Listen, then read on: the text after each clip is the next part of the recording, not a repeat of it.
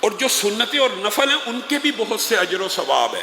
مثلا رسول اللہ صلی اللہ علیہ وسلم نے فرمایا جو شخص ایک دن میں 12 رکعت ادا کرتا ہے وہ 12 رکعت ہر بندہ مومن کو ادا کرنی چاہیے. ٹھیک ہے فرض یہی ہیں جن کے آپ کے سامنے مسائل رکھ لی ہیں، لیکن ان فرضوں کی حفاظت نوافل اور سنتوں سے کرنی چاہیے تاکہ فرض میں جو آنکھ اوپر اٹھ گئی، بے توجہی ہو گئی، غفلت ہو گئی، دماغ ادھر سے ادھر چلا گیا، اللہ رب العزت کے سامنے پیشگی کا خیال منتشر ہو گیا، ان حامیوں کو کس نے کور کرنا؟ وہ کون سے فلرز ہیں جو ان گیپس کو کور کریں گے؟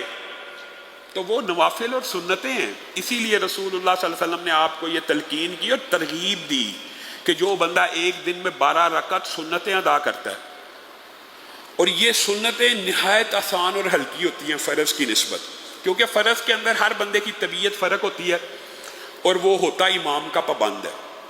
کچھ لوگ لمبی نماز پڑھنے والے ہوتے ہیں، امام کے پابندی کی وجہ سے ان کو مختصر کرنی پڑتی ہے. کچھ لوگ مختصر پڑھنے والے ہوتے ہیں، امام کی وجہ سے ان کو لمبی، یعنی مزاج ضروری نہیں امام اور مقتدی کا مل جائے.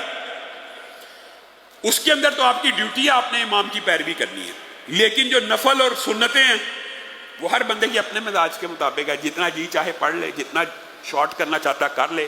3 آیتیں بھی پڑھ کے سنت مکمل ہو سکتی ہے، چھوٹی سی چھوٹی سورت پڑھ کے بھی، یعنی مراد 3 آیتوں سے سب سے چھوٹی سورت پڑھ کے بھی سنت مکمل ہو سکتی ہے. تو یہ پڑھنا کون سا مشکل ہے میرے بھائیو؟ چلو فرض کے اوپر تو آپ کہتے ہیں امام کے پیچھے، تو سنت پڑھنا تو بہت آسان ہے، اور رسول اللہ صلی اللہ علیہ وسلم سے سنتیں ہلکی ادا کرنا بھی ثابت ہے. تو گویا اس میں تخفیف ہے امت کے لیے، آسانی کے لیے، اس لیے رسول اللہ نے کہا. اور وہ 12 رکعتیں کون سی ہے؟ جو 12 رکعتیں ادا کرتا ہے، پہلے اس کی فضیلت سن لیں. ہر روز جو بندہ 12 رکعتیں ادا کرتا ہے، ان 12 رکعت جب آخری عشاء کے بعد 2 رکعتیں پڑھ لیتا ہے تو اسی وقت اس کے نامہ اعمال میں جنت میں ایک خوبصورت محل لکھ دیا جاتا ہے. صرف 12 رکعت، اور 12 رکعت پڑھنا کوئی مشکل نہیں ہے. اور کتنی عمدہ تقسیم ہے. فجر اگر باری ہے تو اس کے ساتھ 2 سنتیں رکھی ہیں، عشاء اگر باری ہے تو اس کے ساتھ 2 سنتیں رکھی ہیں. ظہر اور مغرب اگر آسان ہے امت کے اوپر تو ظہر کے ساتھ 6 ہیں، 4 پہلے اور 2 بعد میں، اور مغرب کے بعد بھی 2 ہی رکھی ہیں. یہ کل 12 رکعتیں بنتی ہیں، کل 12، اور انسان کی نفسیات کے مطابق رکھی ہیں. فجر اور عشاء جو باری نمازیں دیکھیں، اور عصر کی نماز جس میں انسان سب سے زیادہ مشغول ہوتا ہے وہاں رکھی ہی نہیں. یہ اللہ کی تقسیم ہے، مخلوق کی فطرت، خالق ہے، خالق نے بنایا. خالق کو پتہ بندہ کیا ہے یا کس طرح چل سکتا ہے یا کیا اس کے لیے آسانی ہے. گویا اللہ آپ کو اور مجھے پکار پکار کے جنت کے محلات کی دعوت دے رہا ہے. ارادہ کیجیے آج کے بعد 12 رکعت کو نہیں چھوڑنا. کتنی، میں کہتا ہوں سنتوں کو تو کبھی اس لیے چھوڑنا ہی نہیں چاہیے کہ یہ نہایت آسان ہوتی ہے. آپ نے اپنی خوشی کے مطابق، اپنی ایمان کی کیفیت کے مطابق، اپنے خشوع و خضوع کے مطابق پڑھنی ہے. نہ اس میں ایمان کی پابندی ہے، نہ اس میں ٹائم کا شارٹ یا لمبے ہونے کا مسئلہ ہے. تو یہ آج ارادہ کیجئے کہ یہ 12 رکعت پڑھنی ہے، اور یہ جو 12 رکعت پڑھے گا اس کے لیے جنت میں ایک محل ہے. پھر اشراق کی فضیلت کی وہ جو کل آپ کے سامنے روایت رکھی تھی، وہ ساری فضائل تب ہیں جب فجر کے بعد مسجد میں بیٹھا رہے. لیکن جو نہیں بیٹھتا اس کے بارے میں بھی حدیث موجود ہے کہ اشراق کی جو بندہ 2 رکعتیں پڑھ لیتا ہے، ہر جوڑ کے اوپر صدقہ ایک دن میں واجب ہے. 360 جوڑ ہیں، تو اس کے بارے میں محدثین کی بڑی لمبی چوڑی پلاننگ ہے. یہاں تو 360 روپے روزانہ خرچ کرے، یا اشراق کے صرف 2 نفل پڑھ لے تو 360 ادا کا صدقہ ادا ہو جاتا ہے. یہ رسول اللہ صلی اللہ علیہ وسلم کی حدیث ہے. لیکن ایک اور حدیث ہے اشراق کی 4 رکعتوں کے بارے میں، کہ جو بندہ اشراق کی 4 رکعتیں پڑھتا ہے، اشراق کی 2 کے بارے میں یہ ہے کہ 360 جوڑوں کا صدقہ ادا ہو گیا. اور فجر کے ساتھ متصل پڑھی، وہ کل آپ کے سامنے فضائل رکھ دیے کہ حج و عمرے کا پورا ثواب قبول کیے گئے. حج و عمرے کا ثواب، 4 غلاموں کی آزادی کا ثواب، وہ اس کے ساتھ ہے جو فجر کے ساتھ متصل ہے. جو حالی اٹھ کے 4 پڑھ لیتا ہے اشراق کی، تو رسول اللہ صلی اللہ علیہ وسلم نے فرمایا اس کے لیے بھی صرف 4، پہلے 12 رکعات کا اور یہاں پہ 4 رکعات کا ذکر ہے اشراق کے. کہ جو اشراق کی 4 رکعتیں پڑھتا ہے اللہ تعالیٰ اس کے لیے بھی جنت الفردوس میں ایک محل تیار کر لیتے ہیں۔ مجھے ایک بات بتائیے گا، ایمانداری سے سوچئے، اللہ تعالیٰ ہم سب کو توفیق دے، ہمارے مختلف اعمال کی وجہ سے جنت میں محلات بن رہے ہیں۔ 10 دفعہ قل ہو اللہ پڑھی جنت میں محل بن گیا، 12 رکعتیں پڑھی جنت میں محل بن گیا۔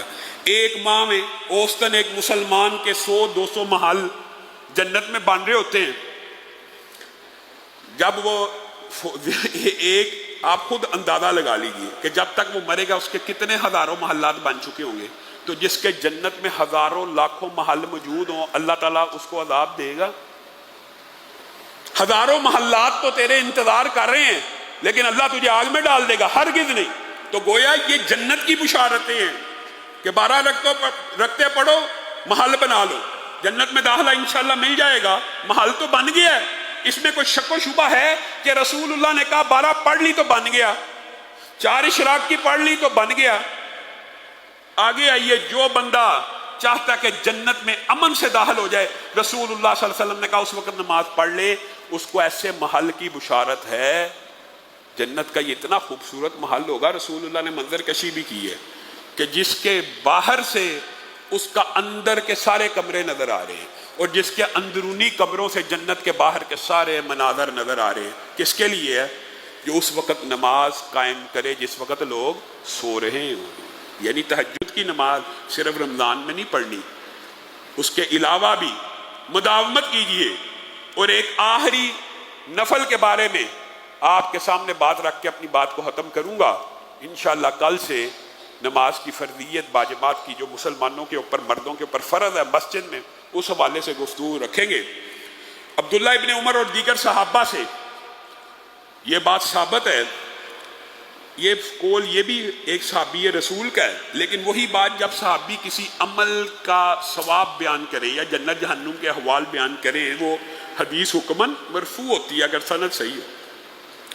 یہاں پہ صحابی بیان کرتے ہیں جس شخص نے عشاء کے بعد، ویسے تو 12 سنتوں کی تفصیل آپ کو علم ہے، عشاء کے بعد 2 سنتے، لیکن جس شخص نے عشاء کے بعد 4 رکعتیں پڑھی ایک سلام کے ساتھ، یعنی 2 کر کے نہیں، 4 عشاء کی پڑھی اور عشاء کے بعد 4 رکعتیں ادا کی ایک سلام کے ساتھ، تو صحابی رسول بیان کرتے ہیں گویا اس نے یہ 4 رکعتیں لیلۃ القدر میں ادا کی۔ یہ ہر روز کے لیے آپشن ہے۔ میں اور آپ رمضان میں لیلۃ القدر ڈھونڈ رہے ہیں، یہ ہر روز کے لیے صحیح سند کے ساتھ روایت ثابت ہے، حکماً مرفوع ہے کہ جس بندے نے عشاء کے بعد 4 رکعتیں ایک سلام کے ساتھ پڑھی، اس نے ایسی 4 رکعتیں پڑھی ہیں جو کوئی بندہ لیلۃ القدر کو پالے، اس میں 4 رکعتوں کو ادا کرے، جو اجر و ثواب لیلۃ القدر میں ادا کی گئی 4 رکعتوں کا ہے، وہ عشاء کے بعد اس نیت سے پڑھی جانے والی 4 رکعتوں کا اجر و ثواب ہے۔ اللہ تعالی ہم سب کو اس کے اوپر مداومت کی، ہمیشگی کی توفیق عنایت فرمائے۔ سبحان ربک رب العزت عما یصفون وسلام علی المرسلین والحمد للہ رب العالمین۔